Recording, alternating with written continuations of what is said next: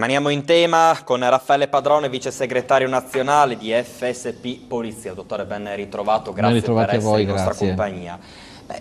Alessio Conforti, con il questore di Venezia Gagliardi, ha analizzato proprio la questione non soltanto in terraferma ma soprattutto in laguna, dicendo che ci sono stati meno reati e più controlli. A Pordenone com'è la situazione? Ma anche se riusciamo a fare una panoramica generale a nord-est, che è forse quella che interessa più i nostri telespettatori. Sì, io direi che l'amministrazione raramente dice che i reati sono aumentati, quindi non mi spaventa l'immagine di un questore che dice che nella sua provincia le cose siano andate bene così per quanto riguarda i reati. Magari c'è una distinzione di reati che sono calati, l'abbiamo visto anche noi nella nostra città, nella nostra provincia.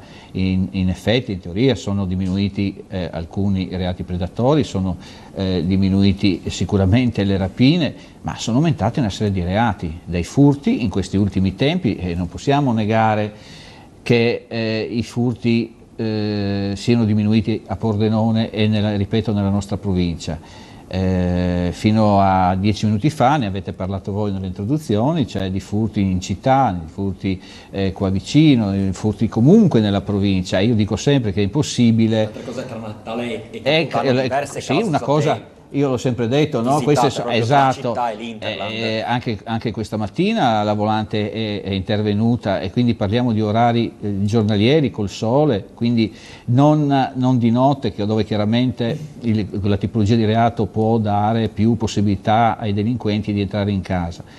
E il problema è che questo reato, ad esempio dei furti, è sicuramente tornato a emergere dopo tanti anni. C'è stato un momento in cui questa tipologia di reato era, diciamo, diminuito, sicuramente non aveva i valori che assume in questi ultimi mesi.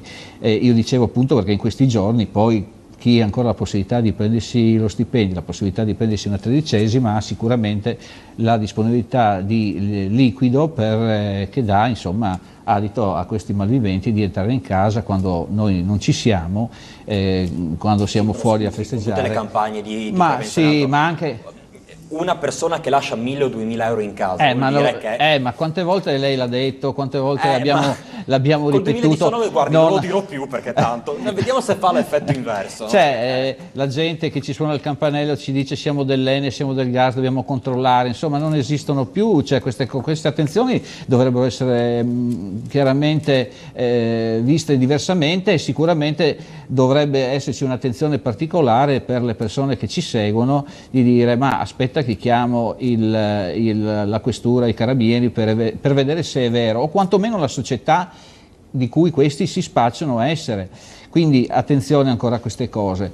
E, essendo chiaramente in tema di sicurezza, io mi permetto di avvisare, di anticipare anche il discorso che dicevamo la scorsa volta, quella dei fuochi d'artificio, quella dei botti. È vero che sono stati sicuramente impediti ai comuni, almeno alcuni comuni, questi fuochi non ci saranno questa sera, vuoi per volontà di sicurezza dell'esplosivo, ma vuoi per anche sicurezza chiaramente degli animalisti che rispettiamo, però che chiaramente non possono avere il potere di chiudere o di non permettere i festeggiamenti. Il problema è che ogni volta che c'erano questi festeggiamenti noi contavamo la mattina del giorno dopo, cioè quindi di domani mattina, i feriti, abbiamo dovuto mettere occhio, magari usciamo dalla nostra regione, parliamo anche di morti, e quindi è una cosa con cui quando si lavora con l'esplosivo, insomma, deve essere una persona capace, innanzitutto maggiore di età, quindi non lasciate in mano a bambini nessun tipo di bicetto esplosivo, e poi insomma garantire il luogo, perché è inutile dire sì, io compro i fuochi quelli autorizzati, ma se questo razzo parte, va a finire in una casa, va a finire sul tetto di un'altra abitazione, va a finire in un campo dove ci sono condizioni particolari per l'accensione, insomma i vigili del fuoco insegnano, può succedere di tutto. A garantire chiaramente la sicurezza in piazza ci sarà sicuramente anche il personale dei vigili del fuoco, come ci sarà sicuramente il nostro personale, che da qua a poche ore inizierà già un servizio di vigilanza preventivo e uno effettivo durante tutto lo svolgimento dei festeggiamenti. Mi corre chiaramente l'obbligo di ricordare anche che non ci si fa male solo coi botti l'ultimo dell'anno, ma anche con l'alcol, quindi evitiamo di alzare un po' il gomito, perché poi se ci dobbiamo mettere alla fine delle feste anche in automobile è chiaro che possiamo fare del male a noi, ma soprattutto anche agli altri, no? Ci sono queste situazioni. E le sanzioni, giustamente? Beh, le sanzioni devono essere adeguate, sono adeguate. Forse qualcuno si lamenta dell'asco, però di questa repressione, però attenzione, se qualcuno ammazza un parente vostro poi dice doveva essere giustiziato diversamente.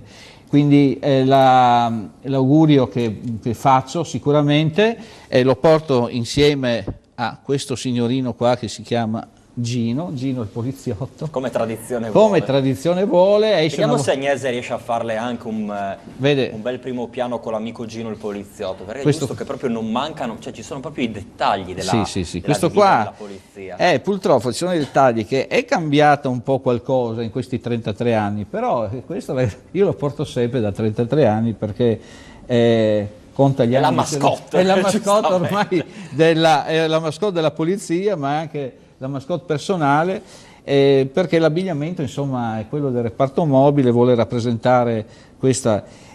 Purtroppo vedete c'ha una pistola, c'ha un manganello che non si può utilizzare, perché attenzione, se no si va a finire sotto processo. Strano, ma noi no e loro sì. Magari il prossimo Gino possiamo avrà il taser, avrà la fotocamera, forse sì, ma con gli anni, perché ci abbiamo piegato 33 anni per avere questo, e allora rimane il tempo necessario per salutare voi della redazione, il cavaliere che ci ospita, lo staff di redazione e sicuramente tutti gli uomini e donne del comparto sicurezza.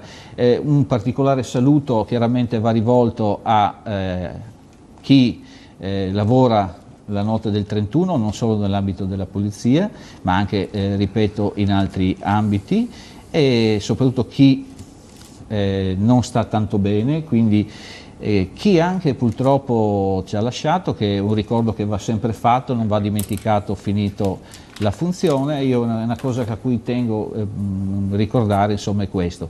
Saluto in particolare la squadra volante della Questura di Pordenone, che nonostante il numero rosicato degli uomini sta portando nel 2018, perché non l'abbiamo detto ma l'abbiamo sentito dai dati, ha portato dei grossi frutti. Chiaramente è diretto da una buona orchestra, perché c'è un direttore di orchestra nuovo, c'è un direttore di orchestra giovane, e quindi indirizzati nella maniera giusta hanno portato veramente a ottimi risultati. Grazie a voi e auguri dalle case. Ci vediamo sicuramente fra un anno.